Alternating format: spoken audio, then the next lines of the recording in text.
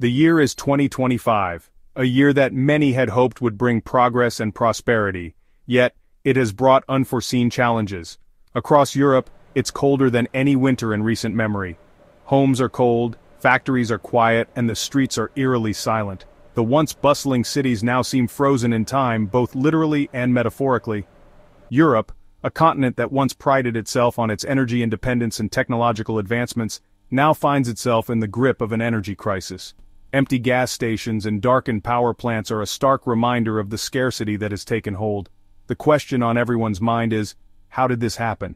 The answers are complicated, involving a tangled web of world politics, economic instability, and a heavy reliance on energy sources that have proven to be unreliable.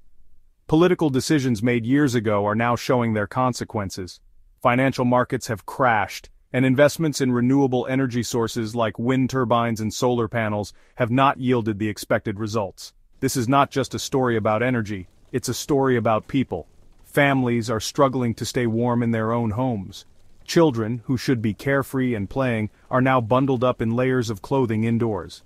Elderly individuals, who are most vulnerable to the cold, sit by heaters that barely provide any warmth. Workers are worried about their jobs as factories shut down and offices remain empty. The economic impact is profound, with many businesses closing their doors indefinitely. The sense of uncertainty is palpable, and the fear of what the future holds is ever present. European society is facing one of its biggest tests in modern history. Iconic landmarks that once attracted tourists from around the world now stand with minimal activity. Public places are filled with worried faces, and debates in the European Parliament are more heated than ever. The continent is at a crossroads, and the decisions made in the coming months will shape its future for years to come.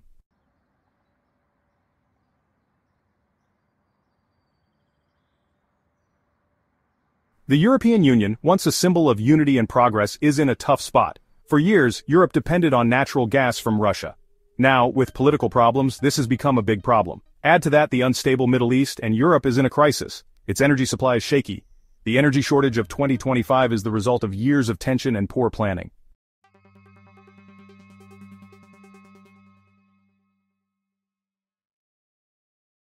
The news is full of bad news: high energy prices, low gas supplies, and factories closing. But the real cost is felt by people. It's the single mom choosing between heating her home and buying food. This energy problem isn't just about money, it's a social crisis, making life harder for Europeans.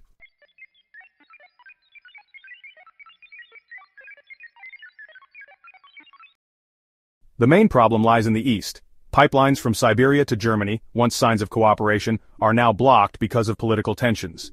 Agreements with Russia ended, and sanctions made things worse. The Nord Stream pipelines, once important for energy, are now quiet, damaged on purpose. Cheap Russian gas is gone and Europe is in shock.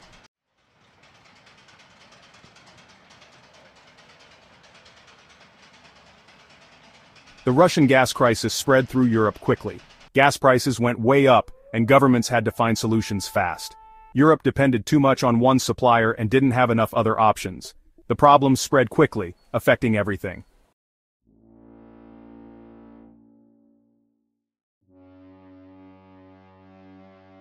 Without Russian gas, Europe looked to Qatar, the biggest exporter of liquefied natural gas.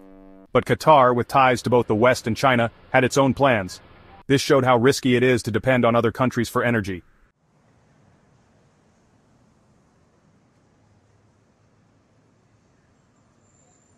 The 2025 European energy crisis happened as the world was changing.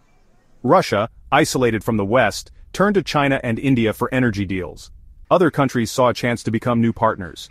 The energy crisis changed global politics, making countries rethink their alliances. A new energy world was forming with big consequences.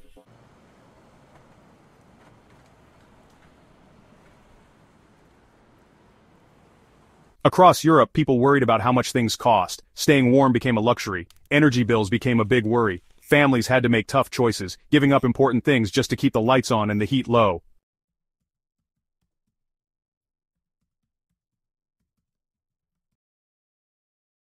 High energy prices affected more than just home budgets. Restaurants and cafes were emptier as families ate out less. People weren't going out as much. The energy crisis changed how Europeans lived.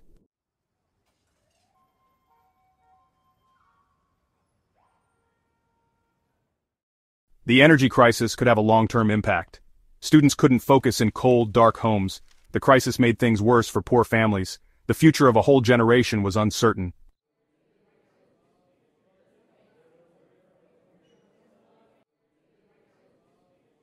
Behind the numbers are real people's stories. Maria, a retired teacher in Lisbon, had to choose between heat and medicine. Ahmed, a single dad in Berlin, worked extra hours to pay the bills. Sophie, a young baker in Paris, closed her shop. The energy crisis was a story of both struggle and people helping each other.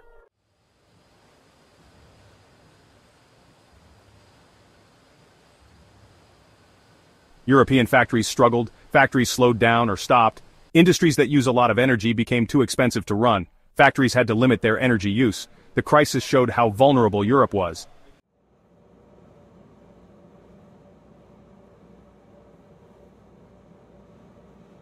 The energy crisis hurt European businesses. As energy prices went up in Europe, businesses in Asia and North America had lower costs.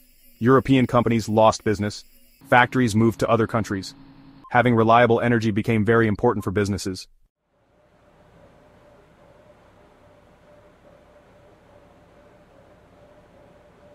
European industries had a choice: change or fail. Using lots of energy was no longer an option. The crisis led to new ideas, with companies using less energy and finding new sources. Investment in renewable energy increased. The crisis was a chance for Europe to become more sustainable.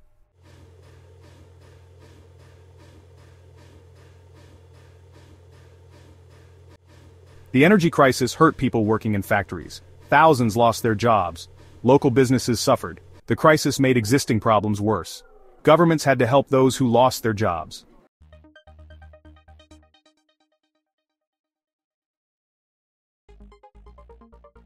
The energy crisis showed how world energy politics were changing.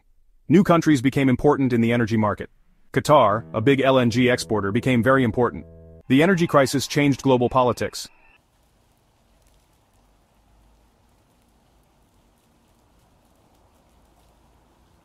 Qatar, with lots of natural gas, became a key player. Qatar had connections with both the West and China and India. Europe worried that Qatar might send its gas elsewhere. Qatar's situation showed how complicated the energy world had become.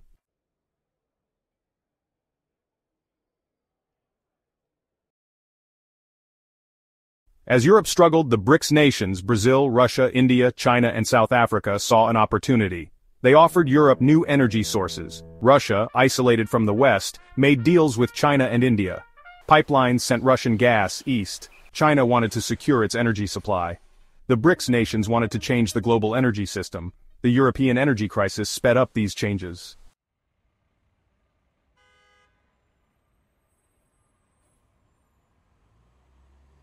The 2025 crisis was a turning point. The old system, led by the West and dependent on fossil fuels, was changing. A new system with many power centers was emerging. The rise of the BRICS and Qatar challenged the West. Europe had to rethink its energy policy, focusing on renewables and other sources.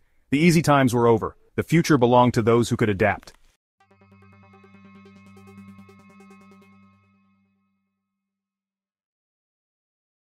The 2025 energy crisis changed more than just gas prices. It changed global politics. The world was already grappling with the effects of climate change, but the sudden spike in energy costs brought everything to a head. Countries that had long relied on stable energy imports found themselves scrambling to secure new sources. This crisis was a wake-up call, forcing nations to rethink their energy strategies and alliances. The ripple effects were felt across the globe, from the bustling cities of Europe to the industrial heartlands of Asia. Europe looked east for energy, while Russia made a strong alliance with China. European countries, desperate to keep their economies running, began negotiating new deals with Eastern nations. This shift was not just about securing energy, it was about survival. The Energy Summit in Asia became a focal point for these new alliances, with leaders from around the world attending to discuss the future of global energy.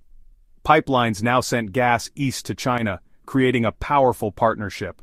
The construction of new pipelines was a massive undertaking, involving thousands of workers and billions of dollars. These pipelines symbolized a new era of cooperation between Russia and China, one that would have far-reaching implications for the global energy market. The flow of gas from Russia to China was not just a matter of economics, it was a strategic move that would reshape the balance of power. This shift had been happening for a while, but the crisis made it happen much faster. The groundwork for these new alliances had been laid years before, with various energy agreements and infrastructure projects. However, the 2025 crisis accelerated these plans, pushing countries to act quickly.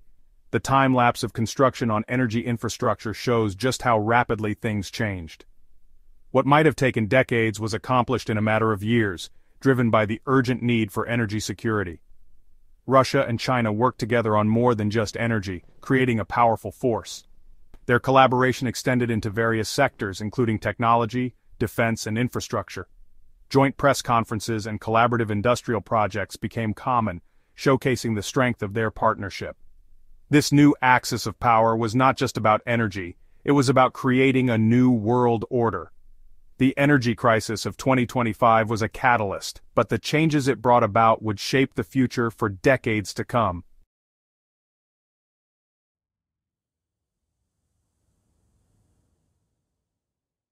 The crisis showed problems within Europe. Countries focused on their own needs instead of working together. They argued about energy policy. Some wanted nuclear power, some wanted renewables, and some wanted to go back to Russian gas.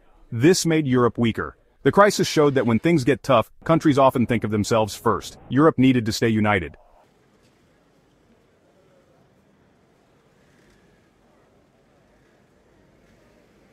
The crisis also created an opportunity for Europe to change. It was a wake-up call that highlighted the vulnerabilities in the continent's energy infrastructure. For years, Europe had relied heavily on a few key suppliers for its energy needs, creating a precarious situation that could easily be disrupted. This dependency was not just an economic issue, but also a matter of national security.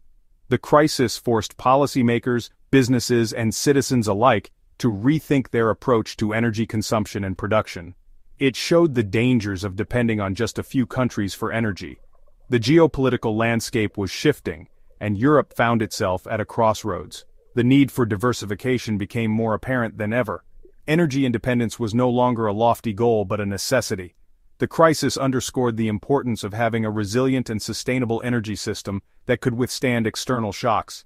This realization spurred a wave of innovation and investment in alternative energy sources. Europe needed to use less energy and use more renewable sources. The transition to a greener economy was not just an environmental imperative, but also an economic opportunity. Solar panels began to dot rooftops across the continent, and wind turbines became a common sight along coastlines. Electric vehicles started to replace traditional gas guzzlers, signaling a shift towards a more sustainable future. This transformation was driven by both policy initiatives and grassroots movements, as people became more conscious of their carbon footprint. The crisis led to new inventions and investments in clean energy. Research and development in renewable technologies received a significant boost. Engineers and scientists worked tirelessly to develop more efficient solar panels, advanced wind turbines, and innovative energy storage solutions. These efforts were supported by substantial public and private investments, creating a thriving ecosystem for clean energy startups and established companies alike. The focus was not just on generating energy but also on making it more accessible and affordable for everyone. This wasn't just about fixing the current crisis but about Europe's future. The shift towards renewable energy was seen as a long-term strategy to ensure the continent's prosperity and sustainability. It was about creating a legacy for future generations, where clean air and a stable climate were the norms rather than the exceptions. The vision was to build cities that were not only technologically advanced but also environmentally friendly, where people could live healthier and more fulfilling lives. It was a big challenge, but the rewards were big too. The journey towards energy independence and sustainability was fraught with obstacles, but the potential benefits far outweighed the risks. Successful projects were celebrated as milestones in this ongoing journey, serving as inspiration for further efforts. Large-scale solar farms and wind projects became symbols of what could be achieved with determination and collaboration. The ultimate reward was a more resilient, prosperous, and sustainable Europe, ready to face the challenges of the future with confidence.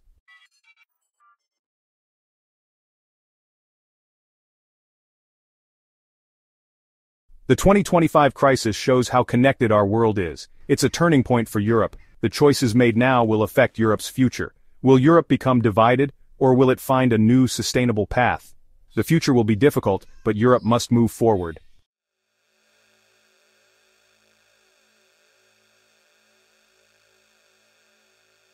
The European energy crisis is a warning for the whole world. As the world needs more energy, competition will increase. Cheap and easy energy is gone. We need to learn from Europe's experience. We need to use less energy, use more renewables, and work together. The European crisis is a wake-up call. We need to change how we use energy.